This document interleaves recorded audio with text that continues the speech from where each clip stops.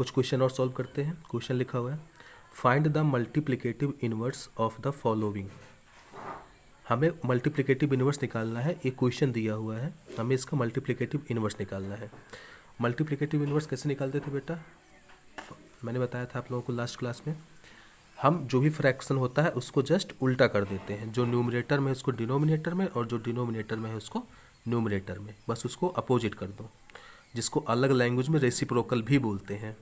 ठीक है, तो यहाँ तुम्हें एक फ्रैक्शन नहीं मिला है, हमें दो फ्रैक्शंस का मल्टीप्लिकेशन मिला है, तो कोई प्रॉब्लम नहीं है, मैं मल्टीप्लाई कर देता हूँ। -5 इंटू -3 क्या हो जाएगा? +15 अपॉन 8 इंटू 7 हो जाएगा 56, है ना। -5 इंटू -3 +15 अपॉन 8 इंटू 7 56। ठीक है, तो इसका मुझे क्या चाहिए? Multiplicative inverse. ये हमारा फ्रैक्शन है, इसका मुझे क्या चाहिए? Multiplicative inverse. मल्टीप्लिकेटिव इनवर्स क्या होता है बेटा? जस्ट अपोजिट, इसका उल्टा, रेसिप्रोकल। रेसिप्रोकल क्या हो जाएगा इसका? इसका रेसिप्रोकल हो जाएगा 56 अपॉन 50। इसका जो डिनोमिनेटर में है न्यूमरेटर में चलाया, जो न्यूमरेटर में है वो डिनोमिनेटर में चलाया। हो गया आंसर। अब सेकंड क्वेश्चन देखते हैं। यहाँ पे सेकंड क्वेश्चन दिया हुआ है -1 इंटू -2/5।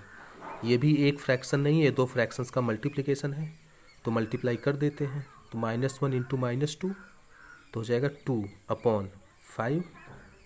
तो इसका मल्टीप्लिकेटिव इनवर्स क्या होगा? mi, जस्ट इसका अपोजिट, रेसिप्रोकल। तो रेसिप्रोकल हो जाएगा 5/2। आया समझ में? क्वेश्चन है बेटा, name the property under multiplication used in each of the following. ये एक आपको क्वेश्चन दिया हुआ है, आपको ये बताना है कि इसमें कौन सी प्रॉपर्टी यूज की गई है। ठीक है, बस उस प्रॉपर्टी का नाम बताना है।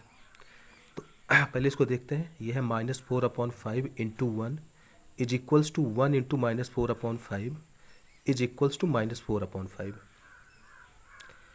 तो अगर मैं सिर्फ इन दोनों को देखता हूँ, इन दोनों को, तो आपको एक चीज़ याद आ रही होगी जिसको मैंने लिखा था a into B is equals to b into A, है ना।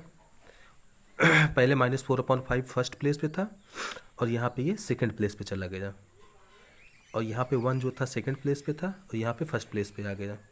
तो ये बेसिकली और कुछ नहीं है, ये क्या है? Commutative property.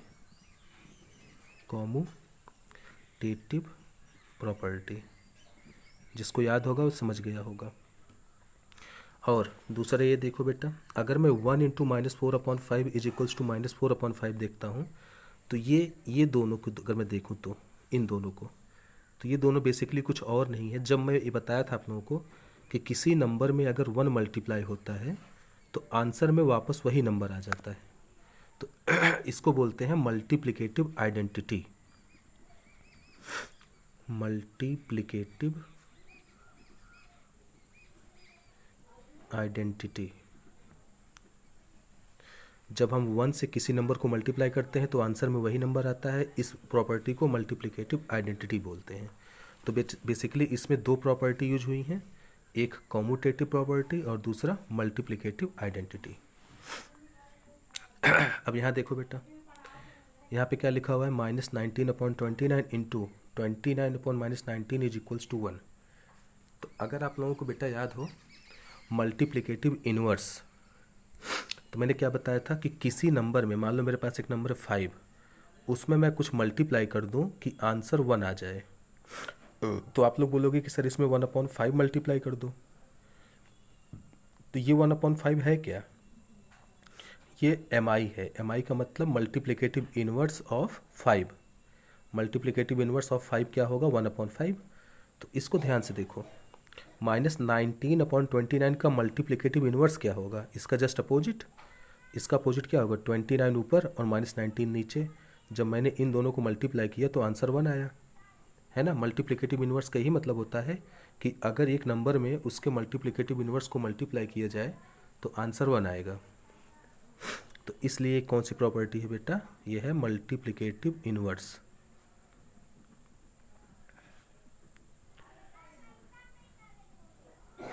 ठीक है, लास्ट प्रॉपर्टी देखते हैं।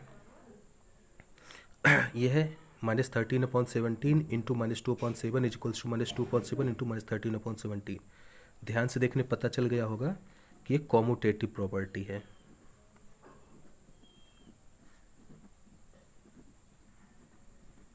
ना। -13/17 फर्स्ट प्लेस पे था, यहाँ पे -13/17 सेकंड प्लेस पे आ गया है। -2/7 सेकंड प्लेस पे था, यहाँ पे -2/7 फर्स्ट प्लेस पे आ गया है। तो इसलिए ये क्या है, ऑर्डर चेंज हो रहा है, जो फर्स्ट प्लेस पे था वो सेकंड पे, जो सेकंड पे था वो प्लस फर्स्ट पे, इसलिए इसको क्या बोलेंगे, कॉम्यूटेटिव प्रॉपर्टी। ठीक, नेक्स्ट क्वेश्चन है बेटा, multiply 6/13 by the reciprocal of -7/16। Reciprocal का एक मतलब और भी होता है जिसको बोलते हैं मल्टीप्लिकेटिव इनवर्स।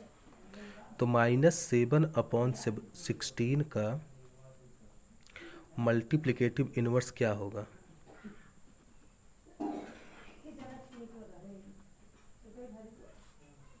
मल्टीप्लिकेटिव इनवर्स क्या होगा -7/16 का।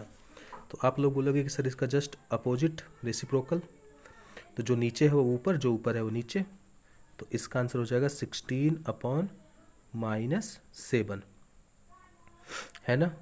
तो अब हमें क्या करना है, 6/13 को मल्टीप्लाई करना है किससे, इससे, -7/16 के रेसिप्रोकल से मतलब इससे, तो मल्टीप्लाई कर देते हैं। 6/13 इंटू 16/-7 मल्टीप्लाई कर देते हैं, कुछ कट तो रहा नहीं है। 16 इंटू 6 96/13 इंटू 7 -91। अब एक चीज़ ध्यान देना बेटा, यहाँ पे जो माइनस है ये नीचे है, डिनोमिनेटर में है, तो इसका ये भी मतलब है कि माइनस एक वो आगे भी आ सकता है, तो इसको मैं सिंपली ऐसे भी लिख सकता हूँ, -96/91। ठीक है, तो अगर एक माइनस है, चाहे नीचे हो चाहे ऊपर हो, अगर एक माइनस है तो उसको सामने की तरफ लिख दिया जाता है। ठीक है, एक लास्ट क्वेश्चन और है, is 8/9 the multiplicative inverse of -1:1/8। So basically -1:1/8, क्या ये जो है 8/9 इसका मल्टीप्लिकेटिव इनवर्स है तो अगर है तो इसको चेक कर लेते हैं। -1:1/8, -1:1/8 चेक करते हैं। पहले इसका मल्टीप्लिकेटिव इनवर्स निकालते हैं, तो पहले इसको सिंप्लीफाई कर लेते हैं, पहले एक प्रॉपर फ्रैक्शन में बना लेते हैं इसको। तो माइनस आगे रहने दो, 8 1 जा 8, 8 इंटू 1 + 1/8। तो क्या आंसर आ जाएगा, -8 1 जा 8 + 1 9, तो -9/8 आ गया। -9/8 का मल्टीप्लिकेटिव इनवर्स निकालते हैं।